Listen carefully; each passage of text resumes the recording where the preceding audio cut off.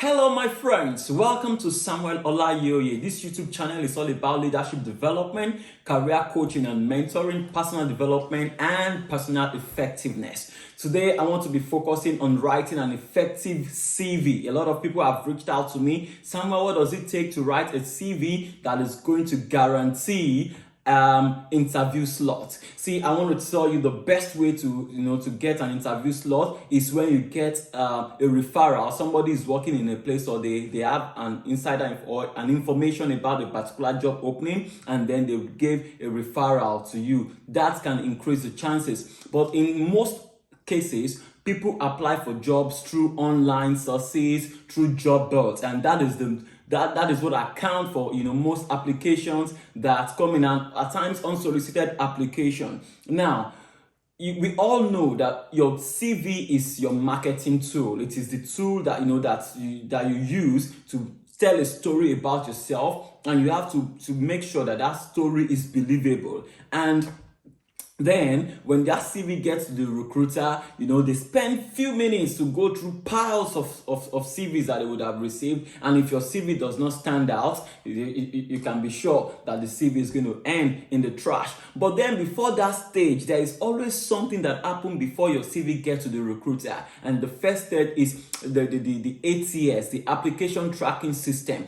So many companies today, they use application tracking system to sift through lots of applications that they receive, because millions and thousands of applications come through to a recruiter every day, and they cannot possibly be looking at each and every application. So they need a first step such that there is also, there is a system, a mechanism whereby the initial set of application has been sifted through a computer system, using some artificial intelligence and so many other things, and then based on on certain preset criteria. So once your CV passed through that stage, it then moves to the recruiter. But we need to understand that over 70% of CVs that are submitted through an online or through a job board do not get to the recruiter. So if you really want your CV to get to the recruiter, or you want somebody to read your a person, a real individual and not a machine alone, to read your CV, then your CV needs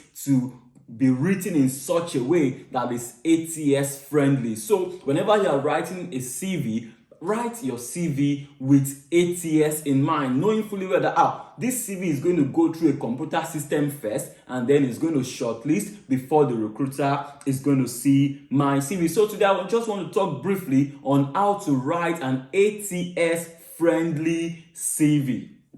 An ATS friendly CV is a CV that is written with ATS in mind. Now, the way computer has been designed is, what you see is what you get, is what you key in, is what you come out. So the ATS has been programmed such that it tracks specific industry or keywords. So for instance, you look at your CV, you look at the job description, and you have to make sure that your CV aligns with the job description. So there are certain keywords that the job description have used to describe that role. Make sure that your CV has those keywords in it. Make sure that you include those things that the specific job description. Make sure that your CV is is clearly highlighting those things. So include job related keywords. Number 2 is proper labeling.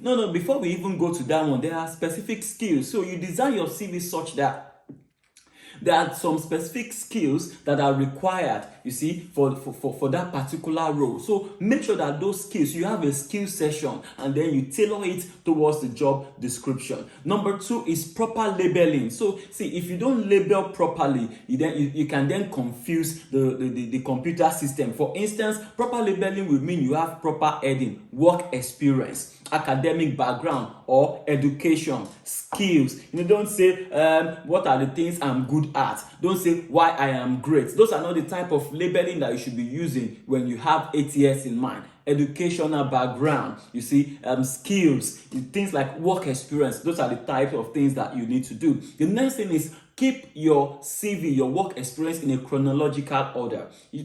Start from the current role that you are currently doing, and then go one step after the other.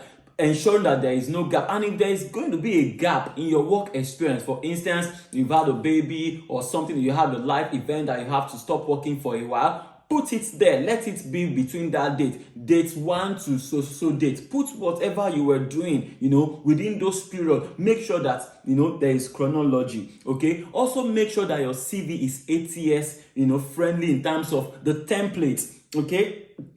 See, don't use unnecessary fonts. Use Arial is fine, Times New Roman. Stick to the basic fonts. Don't go and be using designs, Gothic and italics.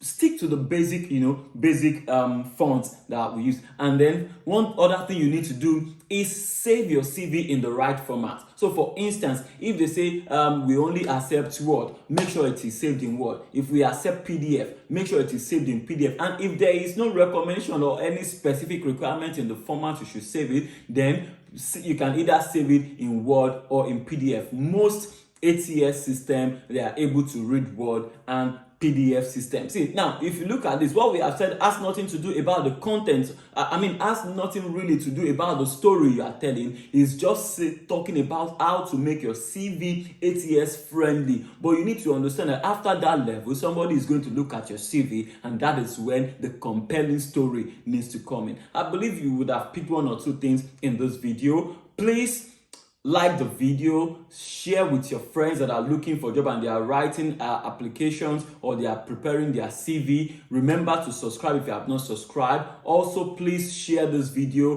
Please like this video. If you have not liked the video, please make sure you like before the video ends. Thank you very much. I'll see you in my next video. Bye.